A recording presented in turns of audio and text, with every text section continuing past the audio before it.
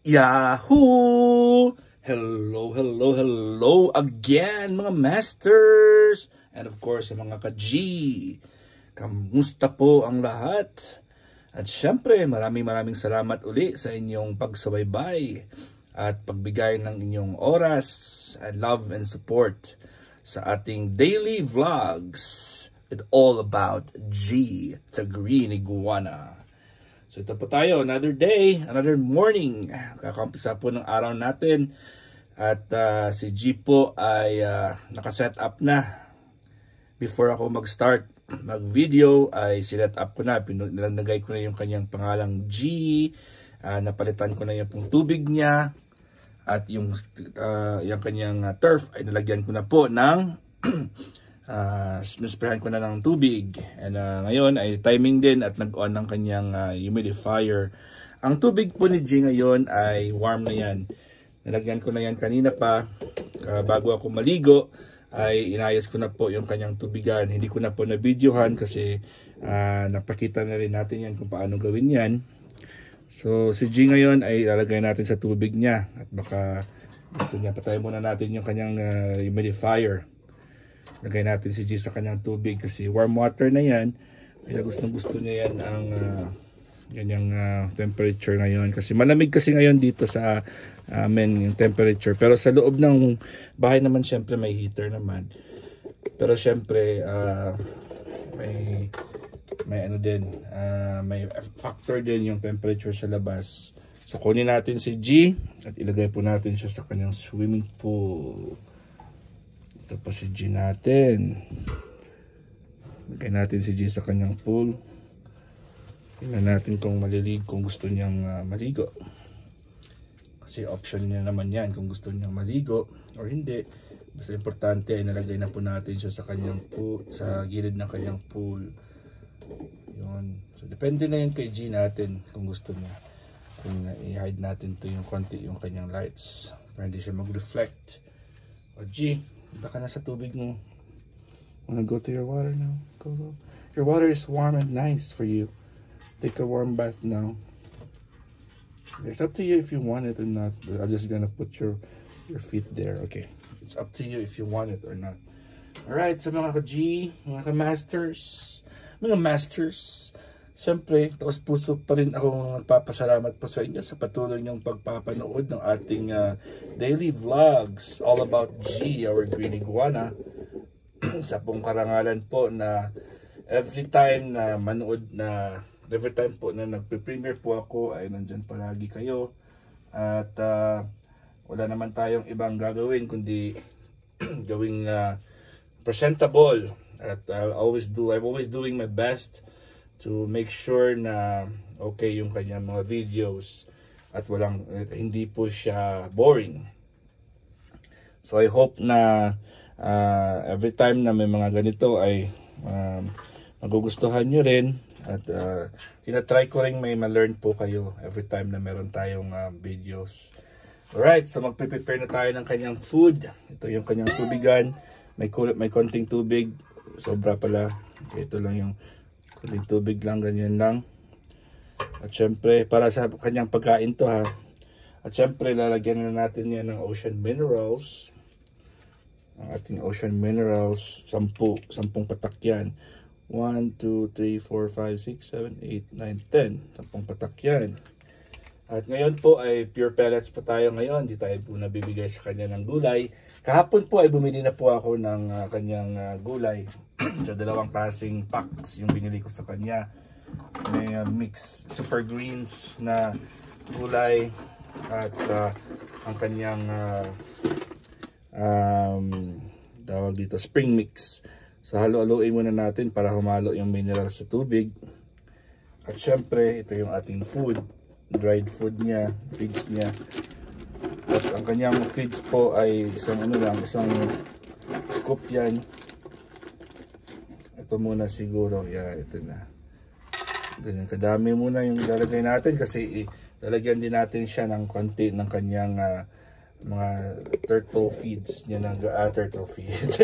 Iguana feeds pala na maliit, ng maliliit niya. Yung unang binalik ko kasi ayaw niya masyado ng maliliit. At pag dinagyan po na hinaluan po ng tubig ay napupudpud talaga. Wala talaga, parang nagiging ano siya, nagiging mushy. So hindi ko siya binibigyan ng maraming ganyan. Ito po yung kanyang feeds, yung maliliit na, yung pinakaunang feeds na na-feature ko. So dito po ay maglalagay din tayo ng siguro maliit, konti lang naman. Ito lang siguro. Mga ganito lang oh. Yan. Konti pa. Bawasan ko na lang kasi baka hindi naman makain yan. Ito po. Yan. So i-mix din natin yan dito sa tubig. Yan. Yan. So yan kasi nag-absorb ng maraming tubig yan. So magsispray pa tayo ng, ayun, ang itsura niya. Magsispray pa tayo ng tubig kasi pag once na dumapat na po siya sa, nag-mix siya sa tubig ay nag-absorb agad. Kaya yung sinasabi ko kanina na mushy siya po. So pag nag-mix po siya sa tubig ay parang yung parang ano, karton na nalagyan ng tubig na parang basang-basa. So ayaw ko talaga, ayaw niyang ganyan. Kasi gusto niyang merong inunguya-nguya.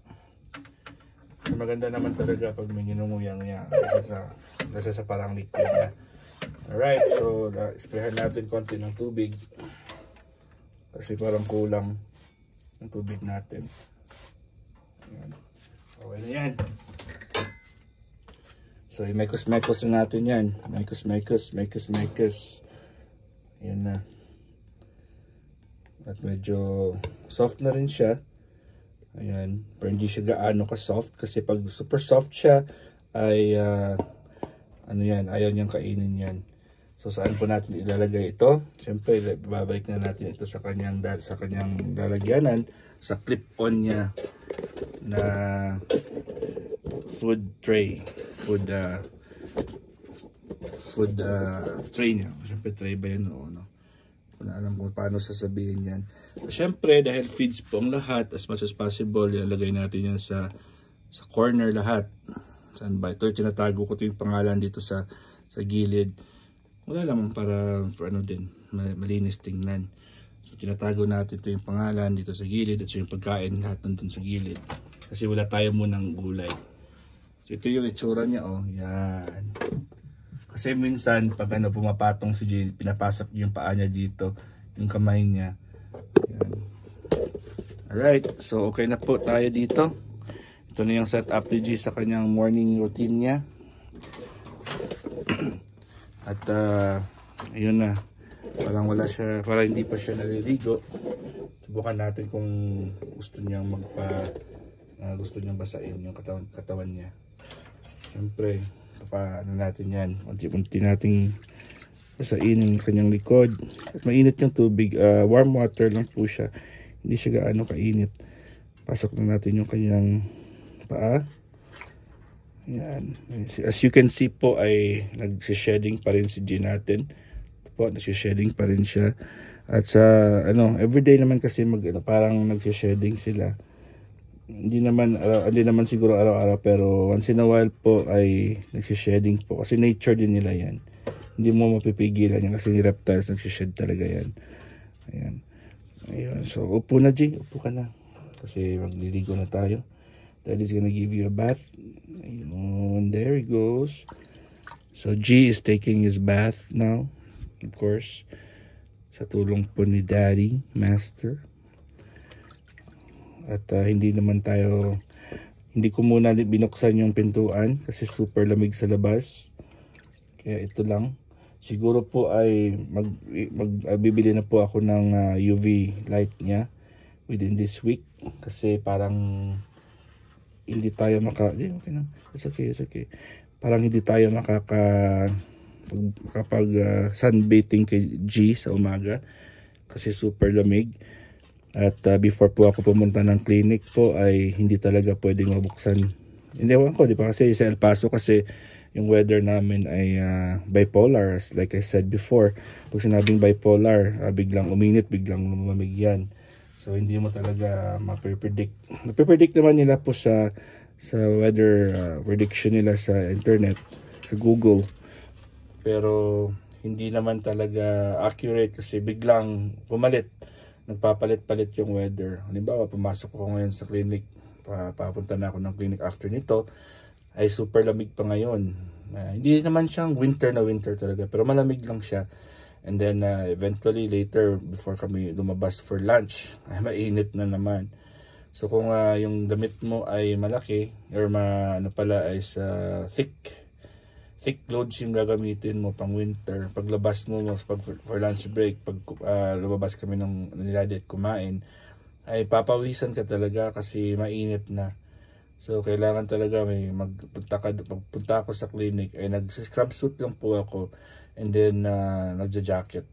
And then pag lunch time ay hinuhubad ko na yung jacket ko. Scrub suit na lang kasi parang perfect din. Hindi naman gaano ka nipis yung scrub suit. So I think okay naman yun.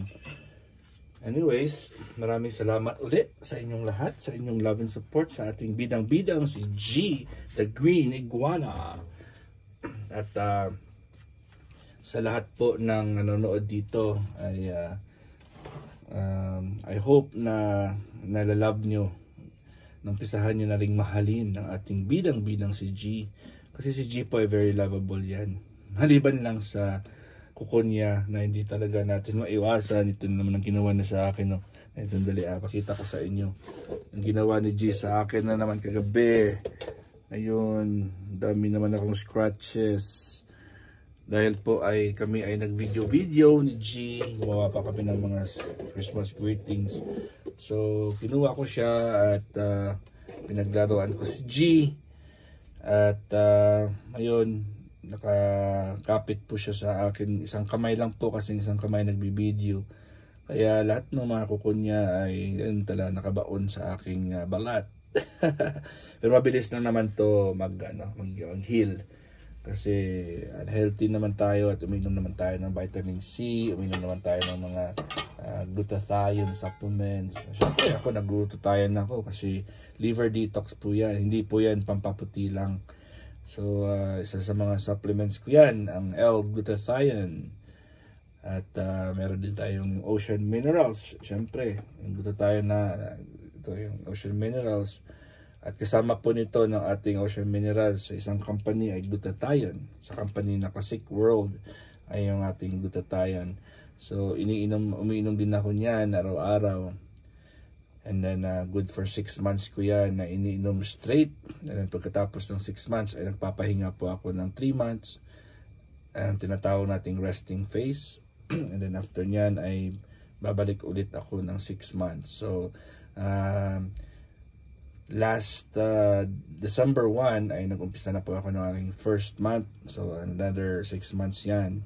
By May ay last ko na naman, and then the whole summer po ay mag-rest na naman ako. June, July, August, resting ko naman yan. And then September na naman magsa-start kasi 6 months na naman. Ayun, so yun, ating G ay gumagalaw-galaw na naman. At maganda kasi yung feeling na mainit-init yung sa tiyan niya. Kasi yun yung tumutulong na maging healthy ang kanyang digestive system.